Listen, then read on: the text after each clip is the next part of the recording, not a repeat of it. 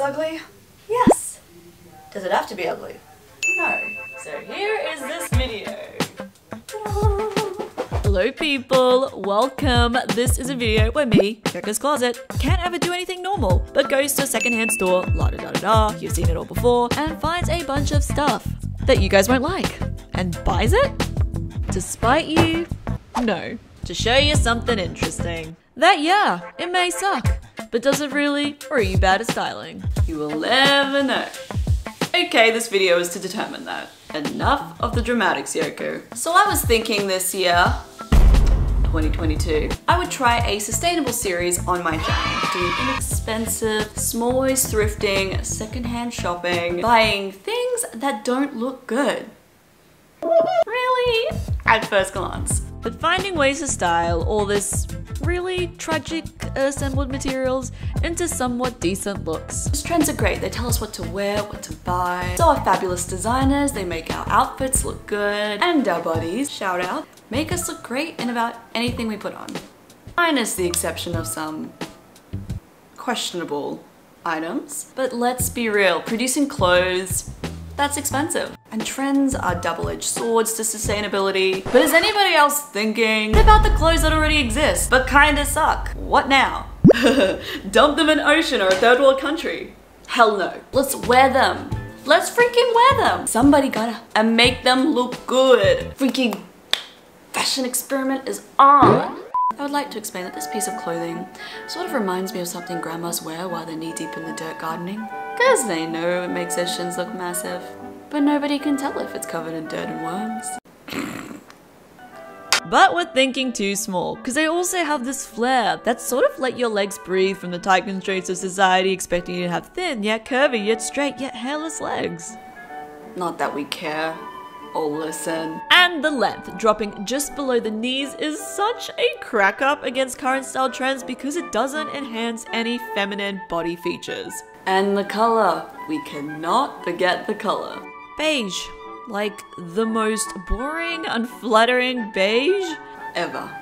But add on an interesting textured bag, an equally ugly vest, just to snap everything in towards the waist, and add some leg warmers, just to disorientate the look even more. And I would also go further and add some more layers to make it more interesting. I'm a sucker for red crop felt like jackets, screaming the arts and craft Y2K phase. But I would also add some more patterns and accessories too. Who said you can't slather on some hats, a brooch, a scarf, some more funky jewelry? And if we're still on board with the little anti-trend, I also love my poncho. This goes in and out of style, never quite sticking around for long enough because it's pretty much a square piece of material thrown over your shoulders. But I love this one, and there's nothing more entertaining than putting together some of your least trendy pieces from your wardrobe. Can I say this? I really weirdly like this outfit. It's resonating with me.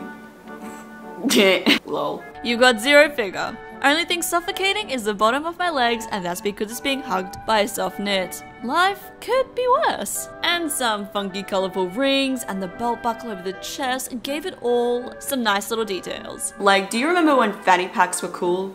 You wear one now and you're just so painfully outdated. But sort of dropping those thoughts because clothes need accents, like some fluff or a leather belt buckle situation that goes across your chest instead of your hips. So keep embracing the anti-trends. I also couldn't skip through without adding a vintage blouse situation. Staying true to my New Year's resolution, I've added some extremely cheap items with some more expensive ones. It's not just the contrast of the price tags, it's also the quality these two give off. A more casual set of pants, an extremely detailed and dressy top. I also love vintage blouses. They are so trendy right now, but you're kind of mixing two very different decades back together with the leg warmers, but in terms of color matching, they all go, shape, they all go. So I feel genuinely like bringing a bit of ugly to your wardrobe only makes your looks more interesting. An equally ugly secondhand top would have to be this one. I definitely love a small, tighter top situation with bigger, widespread pants. It's just a nice combo, and people always love it. I had even more fun adding this denim jacket. It's just super retro. I mean, check out the arm length. That is not a thing. I don't even know if anyone has even made sleeves this long recently because it's just not taken in the times. Like, is it hot or cold? But I like it. And of course the motorbike collar. Add in some more funky rings. I wish I had more. And I added my Issey Miyake bag. It's just such a cool bag. He's so good at designing. Such an understatement of the century.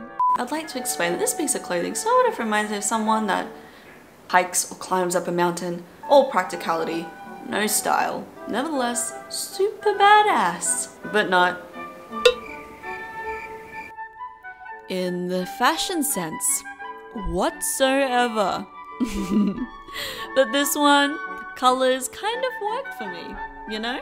Nothing like a pop of checkered red on some beige. And the biggest thing I have a lot of feelings, is that I would love a button down, like a white one or a pale blue one, that is short sleeved. It's a bit of a staple, I would say, good for layering. But the fact that it is so obviously dead, obviously a hiking top, I think it's much more interesting with this look. So I popped open the bottom buttons because it looks less in that way as if I'm climbing a mountain, and more that I'm creating a bit of a flared out shape in the look.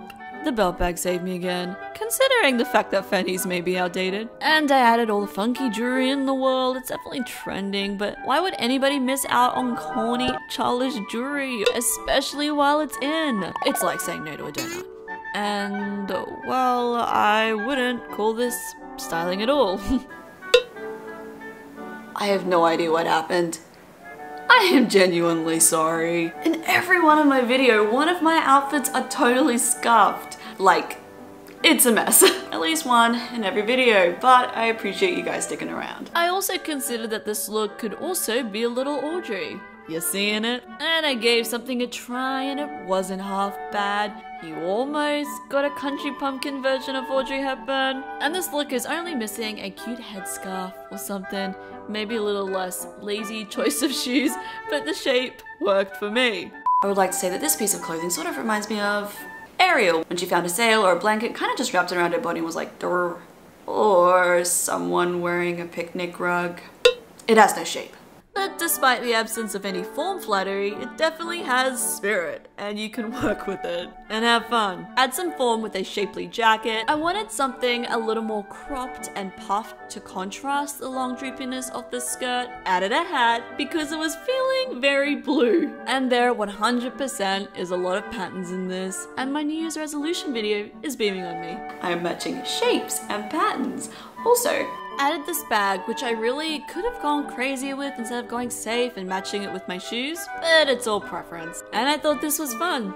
Winter can get gloomy anyway, and I find in dark, overcast cities that people always resort to neutrals and layering, so a thick, long skirt is kind of perfect. Add it with a sweater and it's so comfortable and somewhat daggy, so adding a button down underneath with the collar poking out to clean it all up, some heels with some socks or stockings, and I added this playful yet droopy bag because it just goes with the energy of the look, and you can just keep layering it too, doesn't need to stop there. And I just love a droopy look from time to time as well here. I'd like to explain that this piece of clothing sort of reminds me of my Asian grandma.